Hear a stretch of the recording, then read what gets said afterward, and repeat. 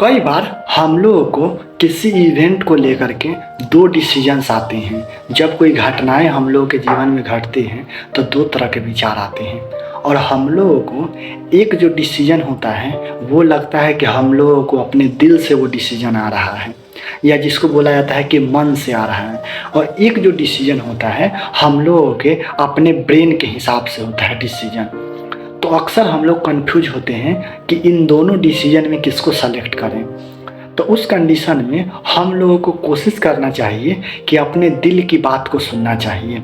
ऐसा इसलिए क्योंकि जब आप लोग डेवलपमेंट ऑफ ब्रेन और हार्ट के डेवलपमेंट के हिस्ट्री को पढ़ेंगे कि पहले हम लोगों का इमोशनल इंटेलिजेंस डेवलप हुआ, उसके बाद हम लोगों का ब्रेन डेवलपमेंट हुआ। तभी तो जैसे जैसे हम लोग का ब्रेन डेवलप हो रहा है वैसे वैसे हम लोग टेक्नोलॉजी की तरफ बढ़ रहे हैं, वही हम लोग को इमोशन जो है बहुत ही कम हो रहा है।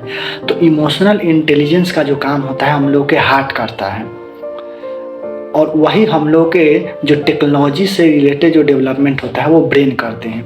तो यहाँ पर हम लोगों को ध्यान देने वाले बात है कि जब भी आपको इमोशन से रिलेटेड आपको डिसीजन लगे कि हमारे दिल से आवाज़ आ रहा है तो उस कंडीशन में हम लोगों को अपने दिल की सुनना चाहिए, क्योंकि दिमाग जो है हमेशा फ़ायदे नुकसान के ही हिसाब से डिसीजन लेता है, लेकिन दिल के कंडीशन में ऐसा नहीं है। तो ऐसे दिल के पास कोई डिसीजन लेने का टेंडेंसी होता नहीं है, लेकिन ये हम लोग शुरू से सुनते आए हैं कि हम लोगों के अंदर से दिल से आवाज़ आता है कि ये करना चाहिए।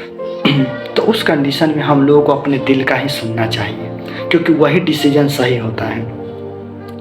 क्योंकि हम लोगों के शरीर में सबसे पहले जो डिसीजन लेने का टेंडेंसी डेवलप हुआ है वो हुआ है हम लोगों के दिल में। इमोशनल इंटेलिजेंस पहले डेवलप हुआ है, उसके बाद हम लोगों का जो होता है वो इंटेलिजेंट जो डेवलपमेंट हुआ है वो बाद में हुआ है।